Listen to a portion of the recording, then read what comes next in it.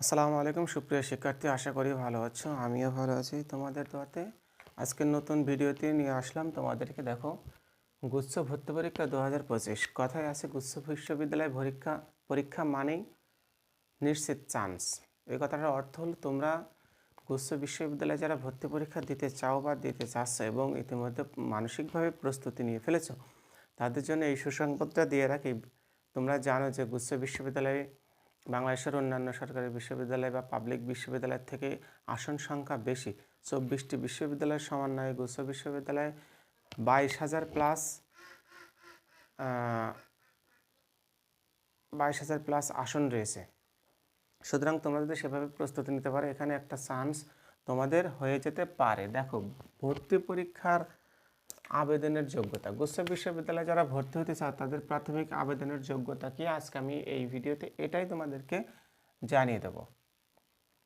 তার আগে যারা আমার ফেসবুক পেজে ফলো করেননি এখনও, তারা রাসেল স্যার 90 পেজটি ফলো করে তোমরা নতুন নতুন আপডেট তথ্য নিয়ে আমার সঙ্গে থাকতে পারো। আর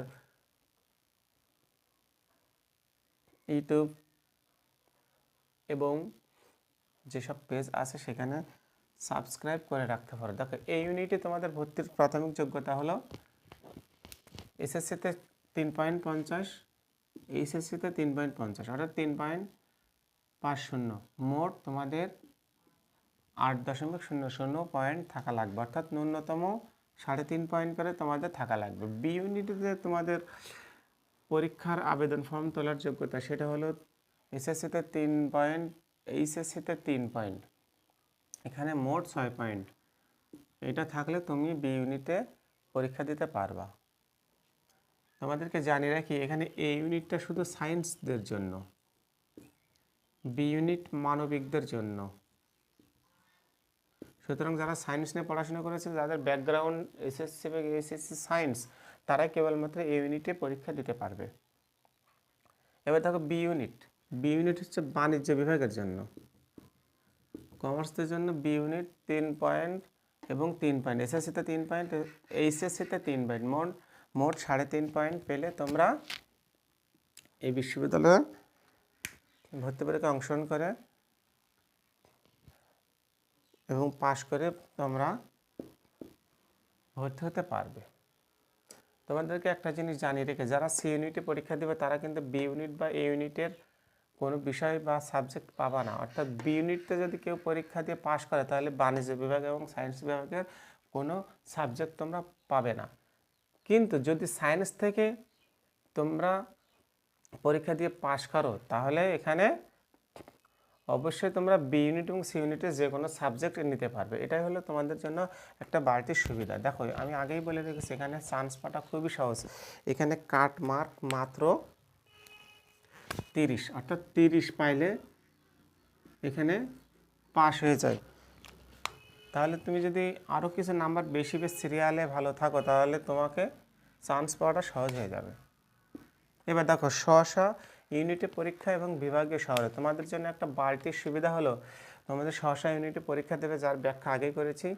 বিভাগীয় শহরে তোমাদেরকে পরীক্ষা হবে, অর্থাৎ ঢাকাতে যারা বসবাস করে তাদের পরীক্ষাটা ঢাকা বিভাগে হবে, খুলনাতে যারা বসবাস করে বা যশোরে যারা বসবাস করে তাদের পরীক্ষা খুলনা বিভাগে হবে। অর্থাৎ প্রত্যেকটা বিভাগীয় শহরে এই গুচ্ছ বিশ্ববিদ্যালয়ের ভর্তি পরীক্ষা অনুষ্ঠিত হয়ে থাকে।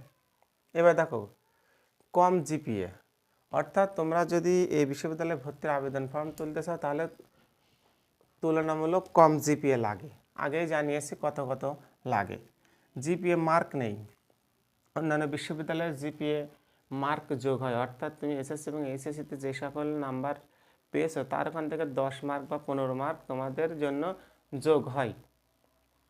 এবার দেখো, আসন সংখ্যা অনেক বেশি। তোমাকে আগেই বলেছি যে গুচ্ছ বিশ্ববিদ্যালয়ে ভর্তি পরীক্ষার আসন 22,500 প্লাস, অর্থাৎ তুমি যদি সেখানে ভালোভাবে পরীক্ষা দিতে পারো তাহলে অবশ্যই তোমার একটি চান্স, একটি সিট পেয়ে যেতে পারো। প্রতিযোগিতা কম, এখানে কম্পিটিশন কম, অর্থাৎ বাংলাদেশের অন্যান্য বিশ্ববিদ্যালয়ে পরীক্ষা দেওয়ার পরে এখানে আবেদনকারী খুব কম হয়ে থাকে। সুতরাং এখানে তোমাদের চান্স পাওয়া হয়ে থাকে, অর্থাৎ কম্পিটিটর যদি কম হয় তাহলে অবশ্যই তোমার সেখানে চান্স হওয়ার সম্ভাবনা বেড়ে যায়।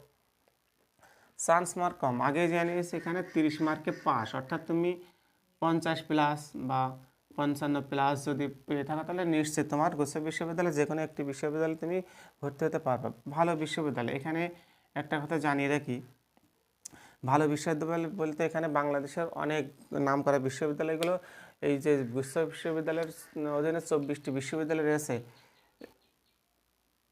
সেখানে এই বিশ্ববিদ্যালয়গুলোকে কাউন্ট করা হয় ভালো।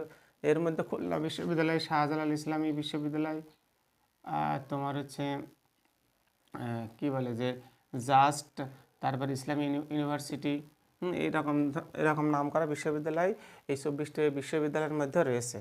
ভালো সাবজেক্ট, যদি তুমি বিশ্ববিদ্যালয়ে ভর্তি পরীক্ষায় একটু ভালো মার্ক পেয়ে থাকো, 55 প্লাস বা 50 প্লাস বা 60 প্লাস নাম্বার পেয়ে থাকো, তাহলে তোমাদের সেই বিভাগ থেকে পছন্দ মতো একটি সাবজেক্ট পেয়ে যাবে ইনশাল্লাহ। আশা করি এই ভিডিওর মাধ্যমে তোমরা অনেক কিছু বুঝতে পেরেছো, প্রাথমিক যে যোগ্যতাগুলো সেগুলো তোমরা বুঝতে পেরেছো। প্রিয় শিক্ষার্থীরা, তোমরা আমার এই ফেসবুক পেজটি ফলো দিয়ে রাখতে পারো, এখানে নিত্য নতুন আপডেট আমি তোমাদেরকে জানিয়ে দেবো। আর যে কোনো যোগাযোগের জন্য, যে কোনো তথ্য যোগাযোগের জন্য 01742184042 নাম্বারে হোয়াটসঅ্যাপ বা ডিরেক্ট কল দিতে পারো। ধন্যবাদ সকলকে।